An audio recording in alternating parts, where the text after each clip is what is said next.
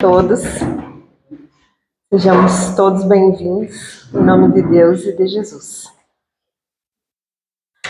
Hoje falaremos do tema do Dia de Finados, sob a ótica da visão espírita e algumas recomendações que a doutrina nos faz a respeito desse assunto. Então a gente vai falar um pouco na introdução sobre a origem desse dia, porque a grande maioria de nós acha, e inclusive eu também achava, que o Dia de Finados era atribuído ao catolicismo, que foi a Igreja Católica quem inventou, digamos assim, esse dia, e não foi. Então a gente vai se aprofundar um pouquinho nessa origem, de onde que surgiu. Mas, sim, foi no ano 998 depois de Cristo que a Igreja Católica oficializou esse dia 2 de novembro como o Dia de Finados, e foi o abade francês Odilo de Cluny. Foi esse que oficializou esse dia lá no século X, né, na Idade Média, onde a Igreja já exercia uma influência bastante significativa sobre a sociedade. E ele tornou obrigatória essa data em todos os mosteiros, segundo o site do Vaticano. Alguns anos depois, em 1915, o Papa Bento XV concedeu permissão a alguns sacerdotes para celebrar várias missas nesse dia. E segundo a fonte oficial da Igreja Católica, a sua liturgia era voltada para destacar a vitória de Jesus sobre o pecado e sobre a morte. Nessa época, então, em plena Idade Média, a Igreja Católica resolveu criar algumas datas específicas, modificando e incorporando algumas tradições que ela trouxe de uma celebração bem mais antiga, que remontava de 2000 anos atrás e que se chamava Samhain. Era uma celebração que já tinha muitos adeptos na Europa há muito tempo, só que ela era uma celebração pagã. E a igreja precisava, então, fazer algumas adaptações para poder trazer para dentro da igreja, né? Então, esse Samhain se escreve Samhain, se alguém quiser pesquisar. Ele era já um ritual praticado já há mais de 2000 anos pelos povos celtas na Europa Central, que hoje, essa região da Europa Central, vem a ser alguns países que a gente conhece como a Dinamarca, a Escócia, a Irlanda, a Inglaterra, o país de Gales. E esse Samhain, esse festival, ele era celebrado não no dia 2 de novembro, e sim no dia 31 de outubro. Quem eram os celtas? Os celtas eram um povo pagão, então eles acreditavam em vários deuses. Era um povo que tinha várias lendas e tradições. Inclusive, numa outra exposição, eu acho que o Márcio também já tinha falado sobre isso, e eu lembro que eu acho que também falei uma vez, quando a gente falava sobre Allan Kardec, né? Que o nome do codificador não era esse. Esse foi um pseudônimo que ele incorporou, porque numa das manifestações mediúnicas, um espírito falou para ele que ele já tinha sido um druida, que era um sacerdote celta. Era exatamente desses povos celtas, os druidas. Eram a parte dos celtas que eram mais místicos, mais na questão mesmo da espiritualidade.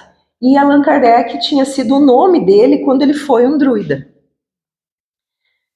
Por que era celebrado esse festival há tanto tempo? Era um período de transição desses povos celtas porque lá no hemisfério norte, esse período ali do dia 31 de outubro era a transição do verão para o inverno deles. Então eles precisavam se preparar. Então era um período de colheita, porque eles precisavam estocar alimentos para enfrentar o inverno, e eles acreditavam que nesse período existia também uma intensidade sobrenatural muito grande.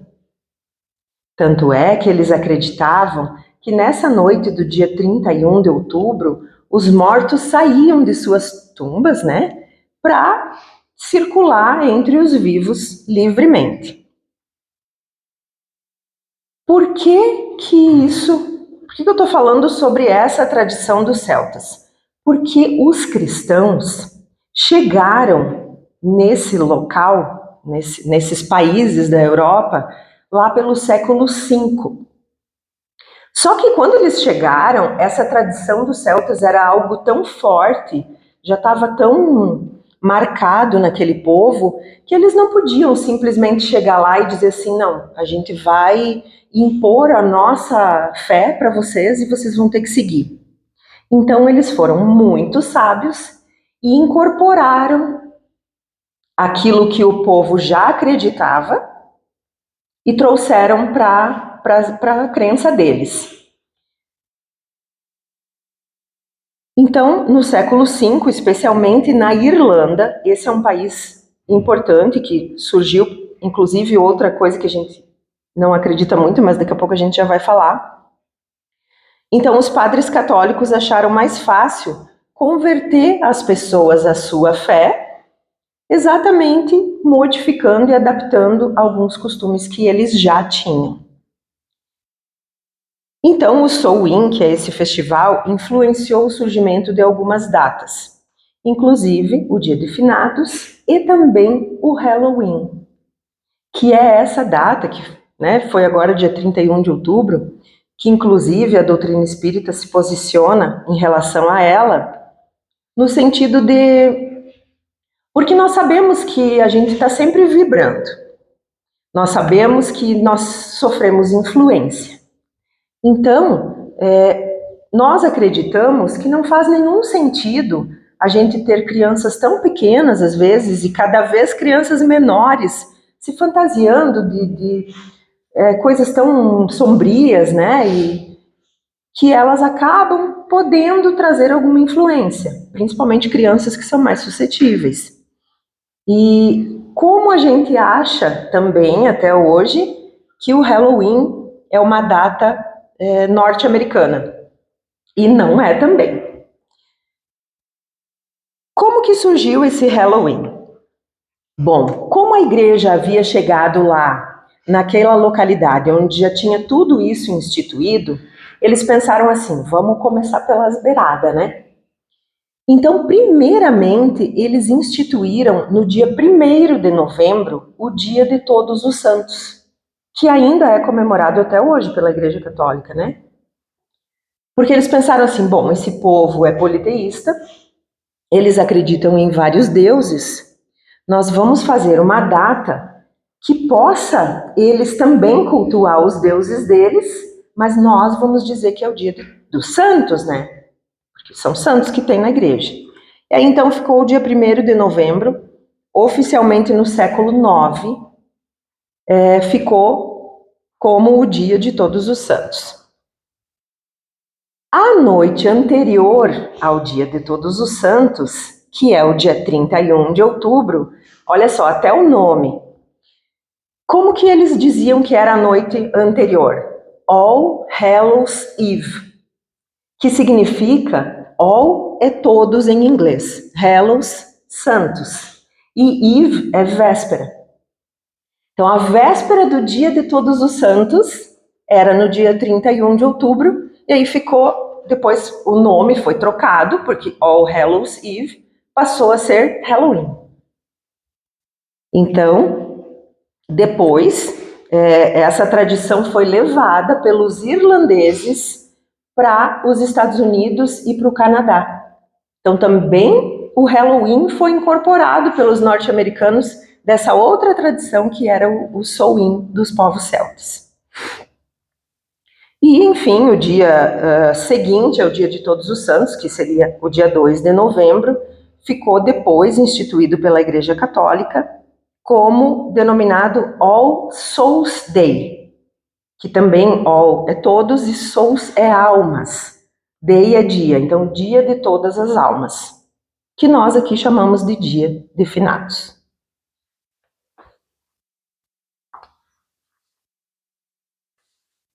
Esse festival celta, que se chama Samhain, ele significa em gaélico, fim do verão. Gaélico é o idioma que é falado tanto na Irlanda quanto na Escócia. E ele marcava essa transição do inverno para o verão, e no dia 1º de novembro eles comemoravam o Ano Novo Celta. Então já era um período de várias transformações. O que eles acreditavam, na verdade? Eles acreditavam que nesse período ali, desses 3 dias, existia um enfraquecimento de uma dita barreira, que nós sabemos que não existe, uma barreira do mundo dos mortos e do mundo dos vivos. E que os espíritos dos ancestrais deles, inclusive, eles acreditavam que nesse dia os mortos poderiam se apoderar do corpo dos vivos. E é por isso, e daí, que vem essa tradição do Halloween, porque no dia 31 de outubro eles costumavam usar roupas e adereços que fossem mais assustadores, porque na verdade eles tinham medo desses espíritos. Como eles achavam que poderiam se apoderar do corpo deles, eles usavam aquelas roupas mais escuras e sombrias no intuito de afastar esses maus espíritos. E daí que vem a tradição do Halloween. Mas, como não é em todos os lugares que a tradição é igual, vocês já devem ter ouvido falar que no México o Dia de Finados é comemorado de uma forma bem diferente da nossa. Os mexicanos, eles têm o Dia de los Muertos, que é inclusive festejado. E o único lugar do mundo que não é comemorado no dia 2, e sim no dia 1º de novembro. Até porque a influência dos mexicanos, diferente da influência católica, é uma influência asteca. Vem do povo asteca. Então, como eu trouxe assim algumas curiosidades, só para a gente realmente entender a diferença de como algumas pessoas entendem esse dia e outras entendem de uma forma tão diferente. Então, os mexicanos acham que só nesse dia que as almas podem vir visitar os seus entes queridos. Só nesse dia. Então, eles fazem, dentro da casa deles mesmo, eles usam vários símbolos para comemorar essa data. E dentro das casas, eles usam altares, que eles ali fazem oferendas para os seus entes queridos que desencarnaram. Esses altares, é uma pena, né?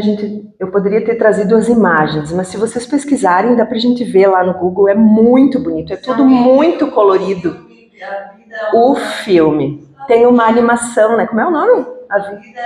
A Vida é uma Festa, é um filme da Disney, eu acho, que fala sobre toda essa tradição do Dia de los Muertos. Então, esses altares, eles normalmente, se é um altar bem feito dentro de um lar, ele tem 7 níveis, 7 degraus, esse altar. E todo ele simbólico. No primeiro nível tem uma cruz feita de flores. No segundo, a fotografia do falecido. No terceiro, tem as frutas e os pratos preferidos dessa pessoa que desencarnou, que é uma forma deles oferecerem aquilo que a pessoa gostava, como se ela pudesse, né, vir comer, mas na ideia deles é uma forma de oferenda. No quarto degrau tem o pan de muerto, que é um pão confeccionado exclusivamente para quem já morreu, é o pão dos mortos. No quinto, o sal, que simboliza a purificação, na visão deles. No sexto, é dedicado às almas do purgatório. E no sétimo, vai a imagem dos santos de devoção daquela família. Outros símbolos, que a gente também, quem assistiu o filme deve ter visto, eles fazem doces. porque já inspirado no Halloween, que eles faziam os doces, e é por isso que as crianças pedem doces até hoje, para adoçar os espíritos, né, que estavam vindo ali. E lá no México eles fazem as calaveiras dulces, que são caveirinhas confeccionadas de açúcar, comestíveis.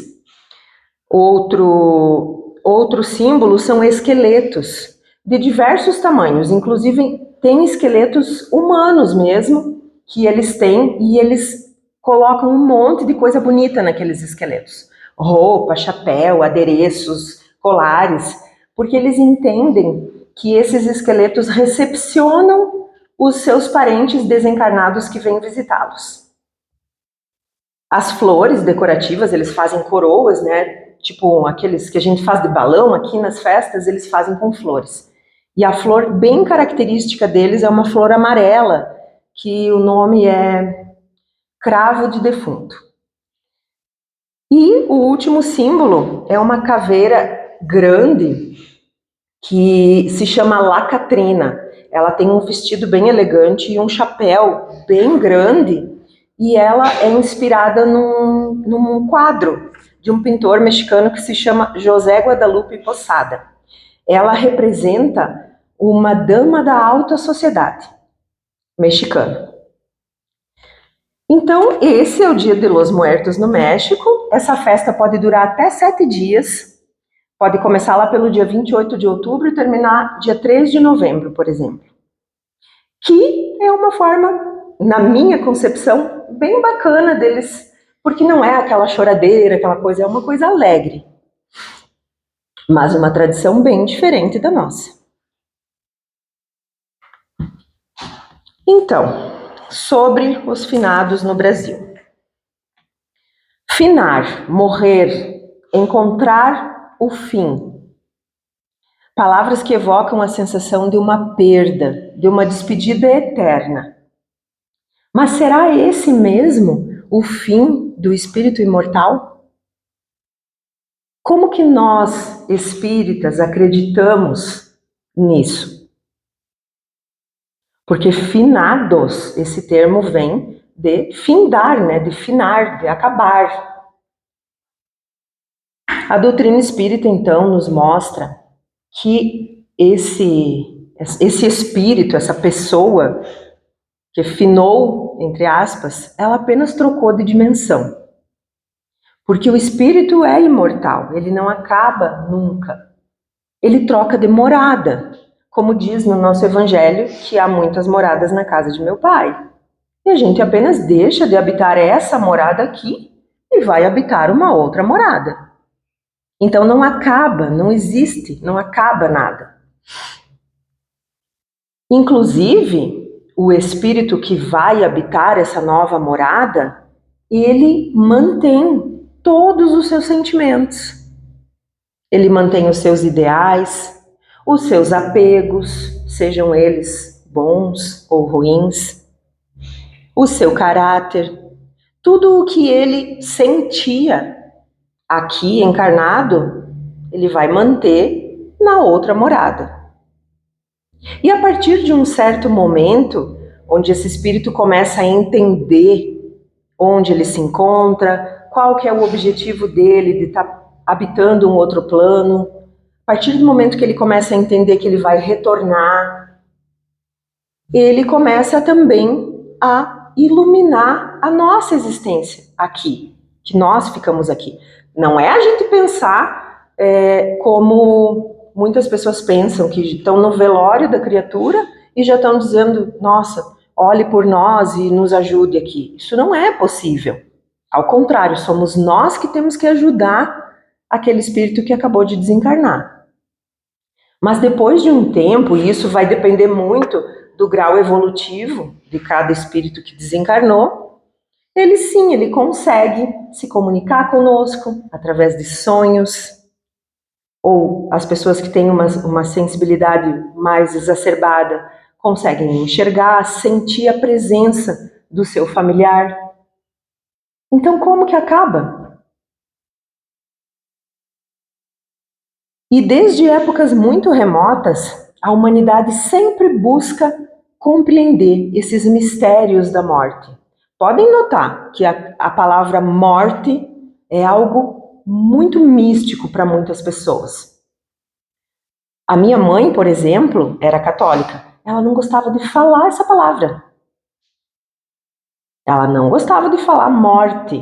Ai, não presta falar isso. Então, como algo assim muito sobrenatural. E na verdade é a única certeza que nós temos. Eu trouxe um comentário do Divaldo Franco a respeito disso, onde ele fez num artigo no jornal À Tarde, no ano de 2017. Divaldo fala assim, que na verdade, no entanto, é que a morte jamais destrói a vida. O libertar do corpo é um fenômeno biológico, é normal. Porém, o ser tem existência imortal, permanecendo além da matéria, como os valores armazenados ao largo das reencarnações, mediante as quais se depura e ascende a Deus. Ele comenta que são muito respeitáveis as celebrações afetivas em memória dos mortos. Nada obstante, isso é um comentário do Divaldo, se fossem transformadas as flores em pães e alimentos para os esfaimados da terra, em carinhosa evocação dos seres queridos, os resultados seriam muito mais valiosos e benéficos, tanto para os doadores quanto para os beneficiados. Poderemos movimentar as pessoas à prática da caridade junto às criaturas sofredoras do mundo físico, aproveitando-nos desse dia singular, auxiliando-as a terem diminuída a miséria em que estorcegam e as dores que as maceram. Ao invés de visitar-se os cemitérios, onde os mesmos não se encontram, ir-se aos lares de idosos abandonados, de criancinhas desvalidas e de enfermos, levando-lhe bênçãos de amor com a presença e dádivas socorristas. Teríamos um dia dedicado a minorar a solidão e exaltação da vida imortal. Então aqui é uma dica dele, né? Uma dica pessoal que eu particularmente concordo com ela, porque, e claro, em momento algum aqui julgando as atitudes que cada pessoa tem em relação ao seu familiar desencarnado, porque cada pessoa tem a sua individualidade e entende da forma que entende. Mas se a gente for parar para pensar em quantidades que são gastos, né? E querendo ou não, nós que estamos aqui entendemos que não existe vida ali. O que ficou no cemitério é matéria.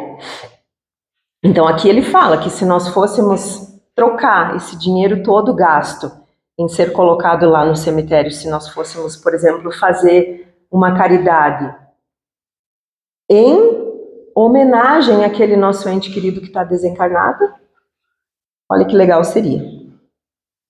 Mas, enfim, que a gente sabe que no mundo inteiro é homenageado esse Dia dos Mortos, Dia dos Finados. No Brasil, inclusive, a legislação, a partir de 2002, eu acho que considerou feriado nacional, justamente para poder oportunizar as pessoas que querem fazer suas homenagens aos seus desencarnados.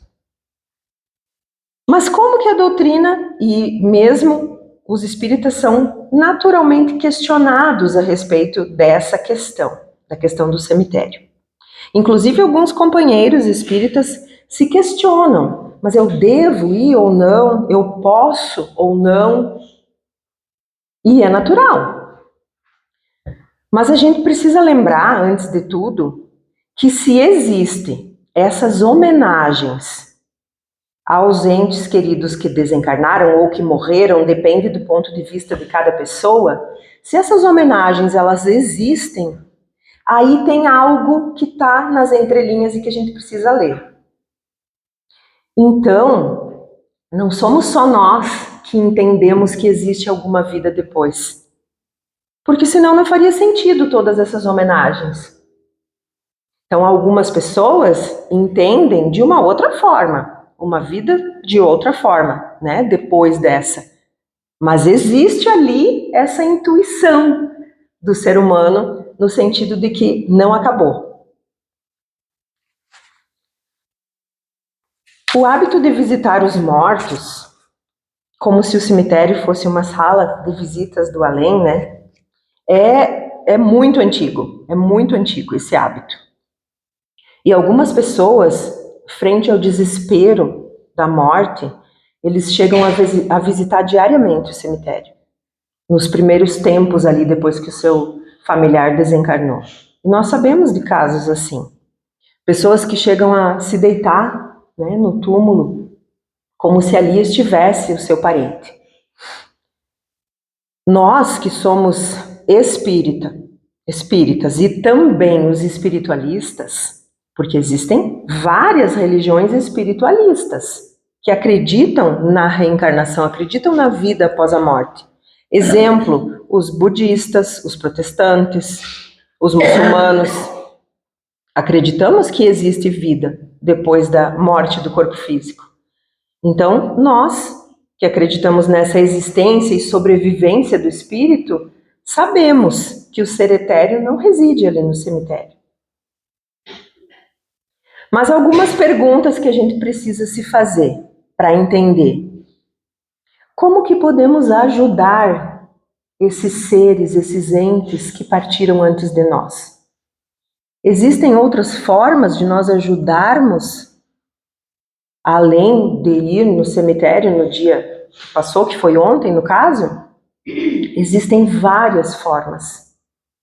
Uma delas, e muito simples, é nós lembrarmos deles dos momentos felizes, não dos infelizes, porque eles também vão se conectar com o nosso pensamento. Então, lembrar de todos os momentos felizes que tivemos juntos, que foram tantos. Essa é uma forma de homenagem e é uma forma de ajudar esse nosso familiar que está no outro plano. Outra forma é aquela que Divaldo acabou de comentar, fazendo o bem em nome deles. Fazendo algo de bom, fazendo caridade para os outros em homenagem ao nosso familiar que partiu. E uma outra forma, que provavelmente seja a mais importante, é rezando. As nossas preces para o nosso familiar desencarnado é bálsamo para eles. É diminuição da dor. É diminuição da incerteza. Toda vez que nós nos conectamos com Deus para rezar para o nosso familiar que está desencarnado. Outra pergunta que nos fazemos e que muitas pessoas se fazem também. Podemos chorar? Claro que podemos. E devemos, porque o choro é desabafo. O choro, ele lava, né, a nossa alma quantas vezes. Só que precisamos saber chorar. Aí é a diferença. Que seja um choro de saudade, um choro contido, porque existem muitos momentos na nossa vida que nós vamos nos lembrar daquelas pessoas que eram muito presentes nela, na nossa vida. Não tem como. Nas coisas mais simples do nosso dia a dia. Por exemplo, eu lembro muito do meu pai quando eu estou fazendo comida. Porque era uma coisa que ele amava e foi ele que me ensinou. Então, cada detalhezinho que às vezes tu coloca no que tu está fazendo, já vem a lembrança. E é normal. E às vezes a gente se emociona? Claro que sim. Claro que se emociona. Só que precisa ser aquela coisa sem aquele desespero. Se emociona, lembra das coisas boas, dá um tempo, respira e pronto, volta. Isso é um treino. Nós conseguimos. É hábito. Agora, o que não pode é aquele choro de desespero. E, sobretudo, aquele choro de não aceitação. Que é muito comum nós ouvirmos isso de muitas pessoas. Eu não aceito que meu familiar desencarnou. Ou então eu não aceito perder os meus pais. Eu tenho uma colega minha que fala isso. Primeiro que o termo perder é equivocado, porque a gente não perde ninguém. Mas como assim não aceito? Não está no nosso controle. E isso é motivo de perturbação para a pessoa que está desencarnada. E enfim, a pergunta que não quer calar, né? Porque eu já tinha tocado nesse assunto, mas acabei não respondendo. Então os espíritas não visitam o cemitério? Sim ou não? Podemos visitar o cemitério? É proibido? Muitos de nós não visitam. Porque não se sentem bem e tá tudo bem. O nosso ser querido não está lá. Mas muitos visitam. E é proibido? Claro que não é proibido. Dentro da doutrina não existe nada proibido. Lembra que a gente sempre fala aqui que dentro do Espiritismo nada é proibido, mas nem tudo nos convém? Mas lógico que existem algumas recomendações. Em algum momento da nossa vida, para quem tem o hábito de ir todo ano, já sabe essas recomendações. Mas eu, por exemplo, não costumo ir ao cemitério. Não me sinto bem. Mas se algum dia eu precisar ir, a gente sempre tem que lembrar que antes de entrar, pedir licença, mentalmente, né? Com todo respeito. E quando ficar ali o menor tempo possível, que seja, para fazer o que a gente precisa fazer, e quando for sair, também se dirigir a quem está lá, pedir que a gente não seja acompanhado, e com todo respeito, né, dizer que a gente está saindo e tal, e que não seja acompanhado. E não dar as costas, né, dona Sônia? E não dar as costas. Isso é respeito. E com certeza tem espíritos ali. Como tem em todos os lugares, né? Mas é consideração nossa. E é precaução. E seria a visita mais para higiene, né? Higiene do local onde está o familiar. Apenas isso. E para não ficar como se fosse nós que estamos inventando sobre essa questão dos cemitérios, eu trouxe aqui do Livro dos Espíritos algumas perguntas que Kardec faz para os espíritos sobre isso. Então tem um item que fala somente sobre isso, comemoração dos mortos e funerais. A partir da questão 321, ele pergunta assim, ó: o dia da comemoração dos mortos tem alguma coisa de mais solene para os espíritos? Eles se preparam para vir visitar os que irão orar sobre seus despojos? E os espíritos respondem: os espíritos atendem ao apelo do pensamento. Nesse dia, como em todos os outros dias. Aí ele continua perguntando: esse dia é para eles um dia de encontro junto às suas sepulturas?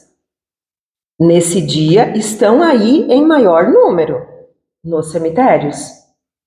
Porque existem mais pessoas que os chamam. Porque, vamos falar a verdade, tem muita gente que acaba lembrando do seu parente desencarnado no dia 2 de novembro. Então, com certeza tem muito mais pessoas que chamam. Nesse dia estão aí em maior número porque existem mais pessoas que os chamam, mas cada um vem por causa dos seus amigos e não pela multidão dos indiferentes. Eles vêm pelo pensamento nosso. Sob que forma aí comparecem e como os veríamos se pudessem tornar-se visíveis? Sob a forma que eram conhecidos como encarnados. E a 323, que fecha, né, a explicação, a visita ao túmulo dá mais satisfação ao espírito do que uma prece feita em sua intenção? A resposta: a visita ao túmulo é um modo de manifestar que se pensa no espírito ausente, é a imagem. Já vos disse, é a prece que santifica o ato de lembrar. Pouco importa o lugar se ela é ditada pelo coração.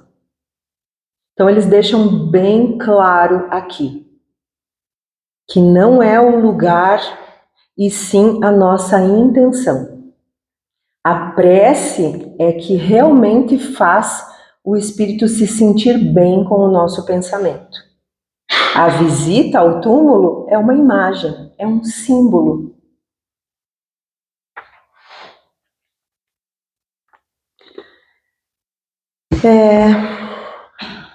Para fechar e para finalizar, eu trouxe aqui uma carta de uma mãe que foi psicografada por Chico Xavier, que é para a gente entender bem essa questão do sofrimento de quem fica. Como que o espírito desencarnado, como que ele enxerga de lá para cá. Então ela fala assim: minha querida filha, Deus abençoe a vocês todos, concedendo-lhes muita saúde, alegria e paz. Suas preces e pensamentos me buscam na vida espiritual, como vivos apelos do coração. Nossas lágrimas de saudade se confundem. Morrer, minha filha, não é descansar, porque o amor, principalmente o das mães, é sempre uma aflição permanente do espírito. Ainda não pude habituar-me à ideia de que nos separamos no mundo, apesar de sentir-me amparada incessantemente por minha mãe e pelo carinho de seu pai. Quando você se encontra a sós, pensando, muitas vezes sou atraída por suas meditações. E em sua companhia, revejo nossos dias escuros e difíceis em minha viuvez iniciante. Uma ansiedade dolorosa me constrange o coração nesses encontros. Tudo indica que ela também havia desencarnado não fazia muito tempo, né? É que desejava fazer-me visível aos seus olhos e acariciar seus cabelos como em outro tempo. Em vão, procuro dizer a você que estou viva, que a morte é ilusão. Inutilmente busco um meio de arrancá-la das reflexões tristes, arrebatando-a das sombras íntimas, para restituir seu espírito à alegria. Mas sou forçada a receber suas perguntas doloridas e esperar. Filha do meu coração, rogo-lhe, se reanime. Não estamos separadas para sempre. O túmulo é apenas uma porta que se abre no caminho da vida que continua sempre vitoriosa. Quando você puder, interesse-se pelos estudos da alma eterna. Guarde sua fé em Deus como lâmpada acesa para todos os caminhos do mundo. Tudo na terra é passageiro. Ainda ontem estávamos juntas, conversando, unidas quanto aos nossos problemas. E hoje, tão perto pelo coração, mas tão longe pelos olhos da carne, uma da outra, somos obrigadas a colocar a saudade e a recordação no lugar da presença e da comunhão mais íntima em nossa alma. Tenha paciência, minha filha, e nunca perca a serenidade. Estarei com você em todos os seus passos. Abraçadas suas orações e as lembranças carinhosas que me fortalecem para a jornada nova e rogando a você muita tranquilidade e confiança em Deus, sou a mãe muito amiga que vive constantemente com você pelo coração.